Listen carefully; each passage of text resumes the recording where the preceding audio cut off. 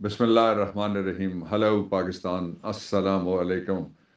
इस वक्त पाकिस्तान ज़लज़लों की ज़द में। अल्लाह ताला इस सरज़मीन बेआइन को हर किस्म के ज़लज़लों से महफूज फरमाए। आज सुबह सवेरे जो इस्लामाबाद कैपिटल के अंदर गिरदोनवा में ज़लज़ला हुआ, अभी तक उसकी कोई डिटेल्स तो मौजूद नहीं है मेरे सामने, लेकिन अल्लाह रब्बुल इज़्ज़त सबको अपने हिफ्ज़ व अमान में रखे। और उसके साथ ही जो दूसरी किस्म के ज़लज़ले हैं वो दो हैं। बहुत इम्पॉर्टेंट बात है जो मैं आपसे कहना चाहता हूँ आगाज़ में ही। वो ये है कि एक किस्म का ज़लज़ला रात को आया था। हमें बचपन से एक कहानी सुनाई और पढ़ाई जाती रही है कि कराची का पूरा पुराना नाम उस वक्त देबुल था।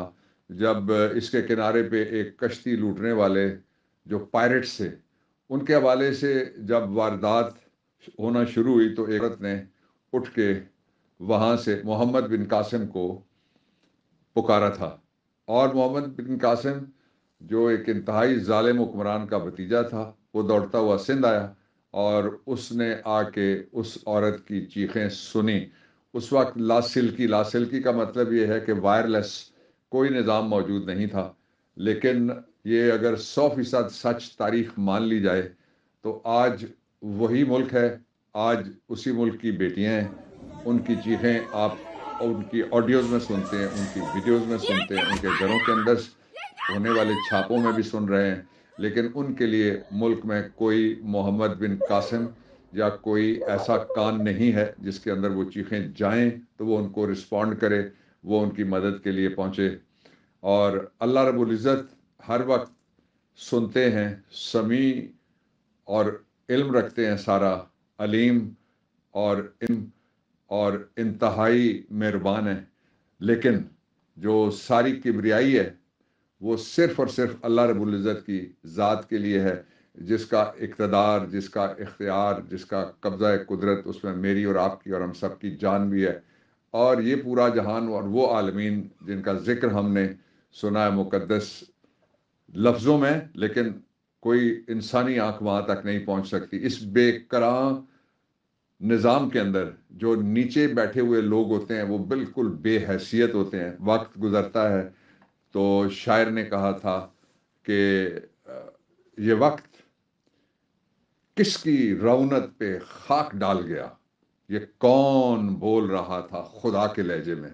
अल्लाह ताला एक है, ये हमारा ईमान है। इसलिए जो कल रात को एक मिडनाइट प्रेस कॉन्फ्रेंस हुई है, उसके ज़रिए से पाकिस्तान के अंदर एक खौफ का जलजला और खौफ की लहर ऑफ टेक्नोलॉजी और by using the fear as technology लोगों को खौफ दिला के उनकी रीढ़ की हड्डियों में खौफ उतारने के लिए इस प्रेस कॉन्फ्रेंस में दो बातें की गई। एक बात ये थी कि किसी जगह कैप्टिविटी के अंदर यानी हिरासत के अंदर, किसी डिटेंशन के अंदर कोई खातून ऐसी है जिसकी नामूस को खतरा है। अगर हुक्मरानों ने ये सुन लिया, अगर मुक्तदर हलकों ने ये सुन लिया, तो फिर कौम ये पूछना चाहती है कि तुमने किया क्या। क्या वो औरत इस काबिल नहीं थी कि वो देबुल के किनारे की कहानी वाले मुल्क में वो जब दूसरी तरफ से भी कोई सुनने वाला तीसरा भी मौजूद था, उस गुफ्तगू को दो के दरमियान गुफ्तगू हो रही थी। अगर इस ये जो कॉक एंड बुल स्टोरी को सच्चा मान लिया जाए तो अभी तक क्या किया।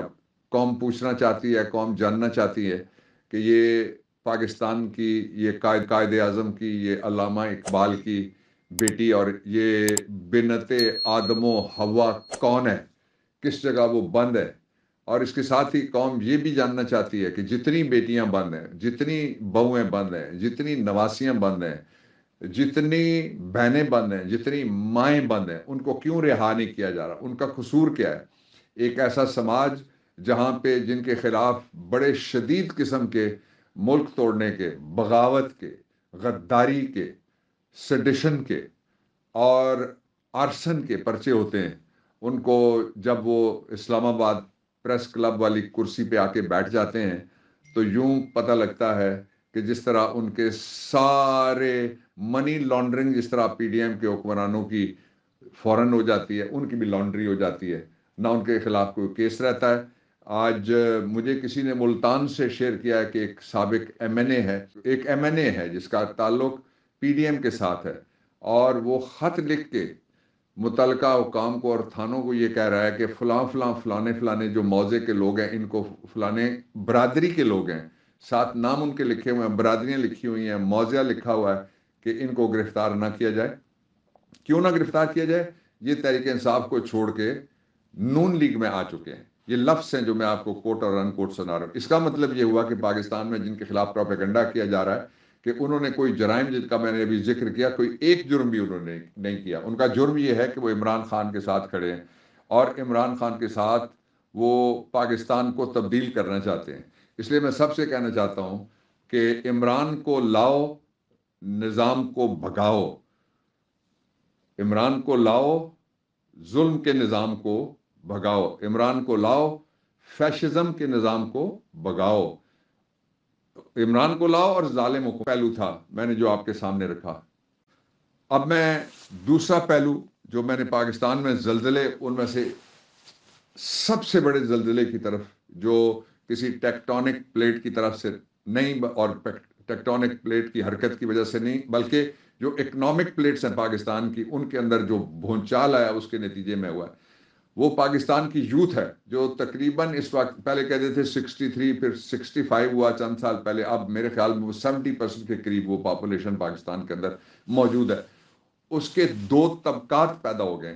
کاش کوئی سننے والا ہو، کاش کوئی غور کرنے والا ہو، کاش کوئی ادھر دیکھنے والا ہو، جن کے پاس اختیار ہے، اقتدار ہے، اور چپے چپے کی حفاظت کے جو ذمہ دار ہیں، اور جو عوام کے دروازے تک سستا اور فوری انصاف پہنچانا چاہتے ہیں، وہ اس طرف، جو میں نے اب زلزلہ جو ہے آپ کے سامنے بیان کرنا ہے، قوم کی یوتھ کو دو حصوں میں تقسیم کر دیا گیا۔ ایک حصہ وہ ہے جو کسی نہ کسی طرح سے، کسی نہ کسی طریقے سے، کوئی نہ کوئی پاسپورٹ، کوئی نہ کوئی ٹکٹ لے کے وہ پاکستان سے باہر نکلنا چاہتے ہیں۔ اس لیے نہیں کہ وہ علم و ہنر سیکھنے کے بعد پاکستان میں آئیں۔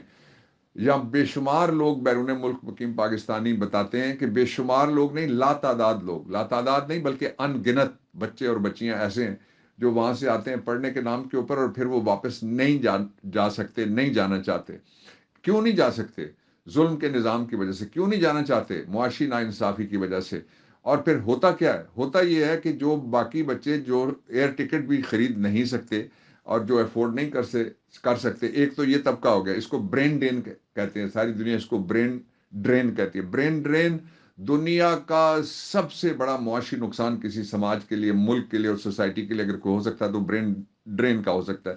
دوسرا جو طبقہ پاکستان میں جو ٹکٹ نہیں خرید سکتا، وہ ایک آسان شکار ہے ان لوگوں کا جو پاکستان کے اندر وحشت گری مختلف علاقوں میں ہوتی رہتی ہے۔ ہیو ناٹس ہیں، ان کے پاس کوئی ان کا سٹیک ہی نہیں ہے، ان کے پاس کچھ بھی نہیں ہے، وہ سلیپروں والے ہیں، وہ ایک ایک شلوار قمیض والے ہیں، انہوں نے کبھی ناشتہ نہیں کیا، وہ رات کی سوکھی روٹی کو صبح آگ جلا کے گرم کرنے کے بھی قابل نہیں رہے، گیس اتنی مہنگی ہو گئی ہے۔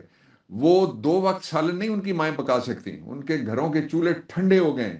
تو ایسے میں اگر ان کو کوئی 10,000 روپے میں بھی ملازمت دیتا ہے، 20,000 میں ملازمت دیتا ہے، اور یہ باتیں میں نے نیکٹا کے اندر بیٹھ کے، جب نیشنل ایکشن پلان ہو رہا تھا، اور اس سے پہلے کیبنٹ میں ایک دفعہ، اس سے پہلے ایک اور دفعہ کیبنٹ میں نے یہ باتیں خود اپنی آنکھوں سے دیکھی ہیں، جو میں اپنے اداروں نے دکھائی ہیں، اور وہ سچ تھا کہ جب وہ لوگ آئے اور جو افغان جہاد کے نام کے اوپر ساری دنیا نے حملہ کر دیا پورے افغانستان کے اوپر، وہ سپل اوور ہوا پاکستان کے اندر، ایک دفعہ نہیں ہوا، یہ 30 سال تک یہ باہر سے حملے ہوتے رہے، اور مغربی افواج اور ان کے جو سہولت کار تھے وہ سارے کے سارے یہاں پہ پہنچ گئے۔ تو اس کا نتیجہ کیا ہوا؟ اس کا نتیجہ یہ ہوا کہ یہ ایک جو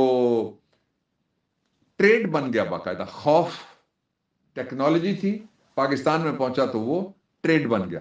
یہ ٹریڈ اگر ریاستی اداروں میں بیٹھے ہوئے کچھ لوگ یا کچھ ریاستی ادارے اور خاص طور پہ پولیس اس کو فیئر کی ٹیکنالوجی کو اگر اپنا ٹریڈ مارک بنائے گی تو سمجھیں کہ ملک خطرے میں ہے، ملک کا مستقبل خطرے میں ہے۔ اور نکلنے کا ایک آسان راستہ ہے، بہت سیدھا راستہ ہے، اس راستے پہ چلو، بسم اللہ کرو۔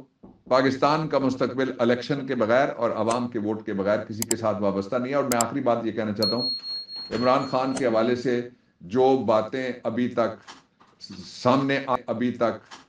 سامنے آ چکی ہیں، ان باتوں کی روشنی میں مجھے یہ کہتے ہوئے کوئی باک نہیں ہے، کوئی آر نہیں ہے، اس لیے کہ یہ کوئی نعرہ نہیں ہے، یہ میں بالکل سیدھی بات آپ کو بتاتا ہوں کہ وہ آ رہا ہے اور اس کو کوئی نہیں روک سکتا۔